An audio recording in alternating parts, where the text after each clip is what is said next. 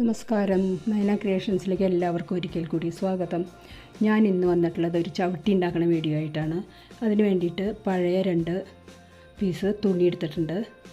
എത്ര വലിപ്പത്തിൽ വേണമെങ്കിലും ഇതേപോലെ റൗണ്ട് പീസ് കട്ട് ചെയ്തെടുക്കാം.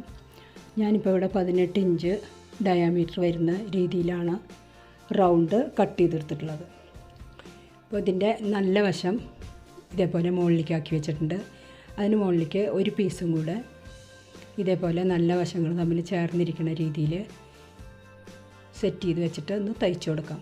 അപ്പോൾ ഒരു 5 ഇഞ്ചോളം ഗ്യാപ്പ് ഇട്ടിട്ട് വേണം തയ്ച്ചെടുക്കാൻ. നമുക്ക് തിരിച്ചിട്ടെടുക്കാൻ വേണ്ടിയിട്ടാണ്. അപ്പോൾ ഇങ്ങനെ റൗണ്ട് ഷേപ്പിൽ കട്ട് ചെയ്തെടുത്ത് തയ്ച്ച് വെച്ചിട്ടുണ്ട്. ഈ ഗ്യാപ്പ് കൂടെ ഇനി തയ്ച്ചപ്പോൾ ബാക്കി വന്നിട്ടുള്ള ചെറിയ ചെറിയ പീസ് തുണികളുണ്ട്, അത് ഇതേപോലെ നിറച്ച് കൊടുക്കാം. വേണമെങ്കിൽ കുറച്ചൊരു പഞ്ഞി, പഴയ തലവണി എന്തെങ്കിലും ഉണ്ടെങ്കിൽ അതിലത്തെ പഞ്ഞി ഒരു ചെറിയ ലെയർ നിറച്ച് കൊടുത്താൽ മതിയാവും. നിറച്ച് കുത്തി നിറയ്ക്കേണ്ട ആവശ്യമില്ല കേട്ടോ. കുത്തി നിറച്ച് കഴിഞ്ഞാൽ അതൊരു ഹാർഡായിട്ടിരിക്കും. പിന്നെ ഇതിൽ നമ്മൾ മെഷീനിൽ തയ്ച്ചെടുക്കുന്നുണ്ട്. കട്ടി കൂടി കഴിഞ്ഞാൽ മെഷീനിൽ തയ്ക്കാൻ ബുദ്ധിമുട്ടായിരിക്കും. അപ്പോൾ ഇതേപോലെ കുറച്ച് കട്ട് പീസ് തുണികൾ ഇതിന് ഒന്ന് ഫില്ല് ചെയ്ത് കൊടുക്കാം. മുഴുവനായിട്ട് ഫില്ല് ചെയ്യണില്ല, കുറച്ചൊന്ന് നിറച്ചിട്ട് അതൊരു ലെയർ പോലെ ഒന്ന് സെറ്റാക്കി എടുക്കാം. അപ്പോൾ സെറ്റാക്കി എടുത്തിട്ടുണ്ട്. ഇനി ഈ ഓപ്പൺ ആയിട്ടുള്ള ഭാഗം ഈ തയ്യൽ തുമ്പ് ഉള്ളിലേക്ക് വെച്ചിട്ട് മോൾ ഭാഗത്ത് കൂടെ ഒന്ന് തയ്ച്ചെടുക്കാം. കൈ തയ്യൽ തയ്ച്ചാലും മതിയാവും. അപ്പോൾ ഞാൻ മെഷീനിലാണ് തയ്ച്ചെടുക്കാൻ പോണത്. ഞാൻ മെഷീനിലാണ് തയ്ക്കുന്നത്. മെഷീൻ ഇല്ലാത്തവർ കൈ കൊണ്ട് ആയാലും തയ്ച്ചെടുക്കാൻ പറ്റും. എളുപ്പത്തിൽ തയ്ച്ചെടുക്കാൻ പറ്റുന്നതാണ്.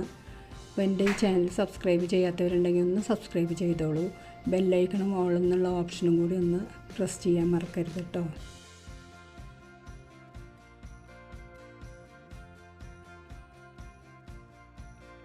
ഇത് തയ്ച്ചതിന് ശേഷം ഫുള്ളായിട്ടൊന്ന് റൗണ്ട് ചെയ്ത് തയ്ച്ചെടുക്കാം. 2-3 സ്ഥലത്തായിട്ട് റൗണ്ട് ചെയ്ത് തയ്ച്ചെടുക്കുന്നുണ്ട്.